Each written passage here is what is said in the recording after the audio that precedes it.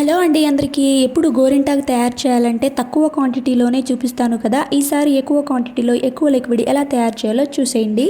అయితే కొత్తగా నా ఛానల్ని ఫస్ట్ టైం చూస్తున్నట్లయితే ప్లీజ్ సబ్స్క్రైబ్ చేసుకోండి. నేను ఇక్కడ గోధుమ పిండి, పంచదార, టీ పొడి, కొబ్బరి చిప్పలను ఇలా ఈ నాలుగిటిని వేసి తయారు చేస్తున్నాను. ఇప్పుడు లోపల ఒక చిన్న గిన్నెని పెట్టుకోండి. పైన ఒక ఖాళీ గిన్నెని పెట్టి ఇక వాటర్ ఉన్న గిన్నెని పైనుంచి పెట్టేయండి.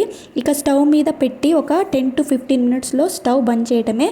చూస్తున్నారు కదా ఎక్కువ క్వాంటిటీలో లిక్విడ్ అనేది ఎలా వచ్చిందో. ఇక ఇది మనం 6 నెలల వరకు ఫ్రిడ్జ్లో పెట్టి నిల్వ ఉంచుకోవచ్చండి. ఎయిర్ టైట్ కంటైనర్లో పెట్టి ఇక మీకు ఎప్పుడు కావాలంటే అప్పుడు ఈ లిక్విడ్ని ఎంత కావాలో అంత తీసుకొని కుంకుమని వేసి చేతికైతే పెట్టుకోండి. సరే, కానీ మీకు ఎప్పుడు గోరింటాకు ఎలా తయారు చేయాలో చూపిస్తాను. కానీ గిన్నెని ఎలా క్లీన్ చేయాలో చూసేయండి. ముందుగా గిన్నెని చల్లారనివ్వాలి. తర్వాత చాకుతో సైడ్స్కి మనం కొంచెం కొంచెంగా ప్రెస్ చేస్తూ తీస్తే వచ్చేస్తుంది. తర్వాత వాటర్ని పోసేయండి. కొంచెం ఆ గిన్నె అనేది వాటర్లో నానిన తర్వాత డిష్ వాషర్తో వాష్ చేయటమే. మీకు నచ్చితే ఛానల్ని ప్లీజ్ లైక్ చేయండి, షేర్ చేయండి, సబ్స్క్రైబ్ చేయండి. Thanks for watching for more videos.